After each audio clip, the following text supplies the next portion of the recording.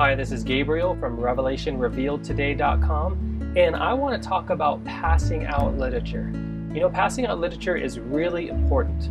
If we're going to reap a harvest in the future, we have to sow seeds right now.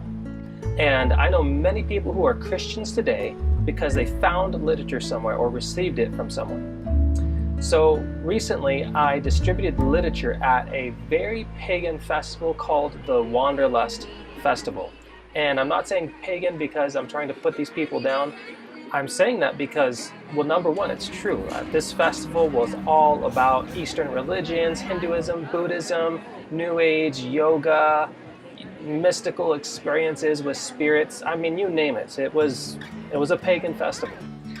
And reason number two I'm saying this because I want to highlight the fact that if done correctly, passing out Christian literature can be done even at pagan festivals like this one that I was at.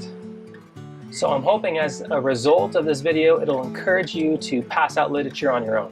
So this is what you need to do. First step, you need to pray.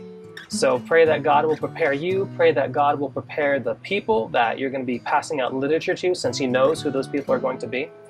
Step number two, you want to get the appropriate literature for the particular situation you're going to be passing it out at. Now, different people respond to different situations, and different people respond to different approaches. And so your literature needs to be specific. It needs to be targeted well for the particular situation you're going to be passing it out in. So for instance, I had the perfect piece of literature for the Wanderlust Festival. It's this little track right here called Why I'm So Happy. And my wife is a graphic designer and she actually designed this one herself. And it's a really fantastic little piece of literature, and it just shares the gospel of Jesus, and it shares to people how to find peace in their life and how to come into a saving relationship with Jesus and why that's necessary in this day and age. And in the back, it's got this really fantastic picture of a cute little kitty cat. I'll bring it in a little closer so you can see that. And it just says, "Be happy." I mean, how could you reject that? And so this was perfect because, you know, this was a very, you know, positive thinking, positive energy type festival. So this piece of literature was perfect for that. Okay, so step number three is you want to prepare your canvas. Now, what do I mean by canvas? Your canvas is simply what you're going to say. You know, as you hand the people the piece of literature, you need to have something prepared to say, or else they're going to be confused as to what's this all about, what's going on. And it doesn't have to be long, it doesn't have to be really elaborate. For instance, mine at the Wanderlust Festival, I would hand this to people and I would just say, "Be happy." Yeah, you guys sir, be happy. Oh, thank you. Absolutely. You guys sir, be happy. Be happy. It's a great day.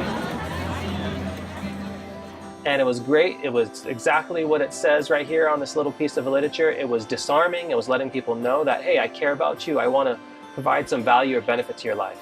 So prepare your canvas. Okay, now step number four, go do it. Step number four is simply just go do it. It's the hardest step for people to take. Find a large gathering, find a piece of literature that's appropriate for that situation, know and memorize your canvas, and simply go out there and do it.